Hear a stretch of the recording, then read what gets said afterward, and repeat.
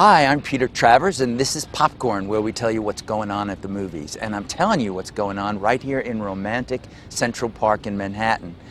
And the reason I'm here in this romantic place is because we're talking about what I think is the summer's most romantic comedy, and it's called 500 Days of Summer. It stars Zooey Deschannel, Joseph Gordon-Levitt, and it's like Annie Hall for the new millennium. Now, we actually talked to them back in January at the wintry Sundance Film Festival. But when you see the movie, you're going to feel that love in the air. And in fact, I'm going to be quiet about it. Let's take a look at a clip from 500 Days of Summer.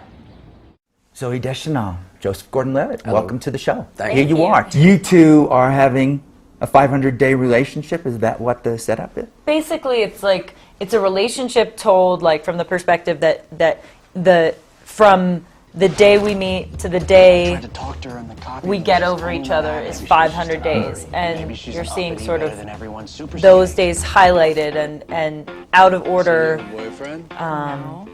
We are given glimpses of the romance in different stages, and it's a really interesting way of seeing a romance played out, I think. It goes in the order of time, not objectively, but subjectively. Joe, is this from your character's point of view that we're seeing the... I would say, yeah. I think it's solidly rooted in the male perspective.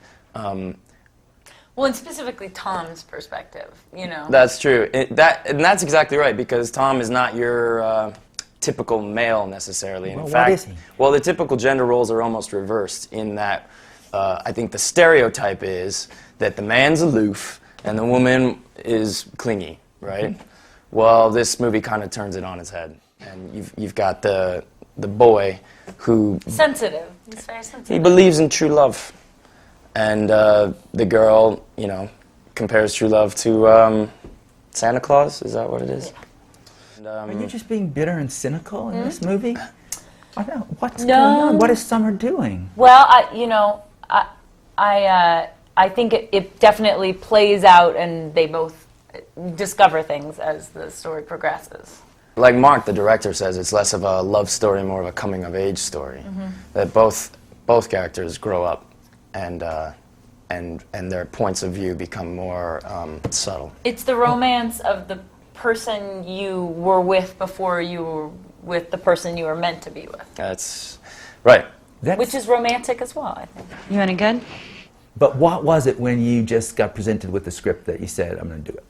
I read the script like maybe 2 years ago, and I just really liked it. The character was very interesting, and the dialogue was great, and I liked how it was told out of order. But I think the deal sealer for me was meeting Mark Webb, who's such an amazing storyteller, and he had such a perspective. He showed me he had a timeline of I met him at a cafe, and we talked about the movie for a couple of hours, and then as we were walking out, he's like, "Oh, I have something to show you," and he rolled out this big, roll of paper on the sidewalk outside the cafe, and it just had this beautifully laid out timeline in it. It was so charming, and I was like, I think I have to work with this person.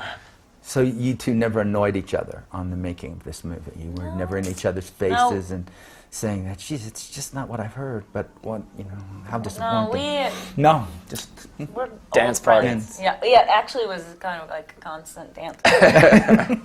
She's got a good iPod.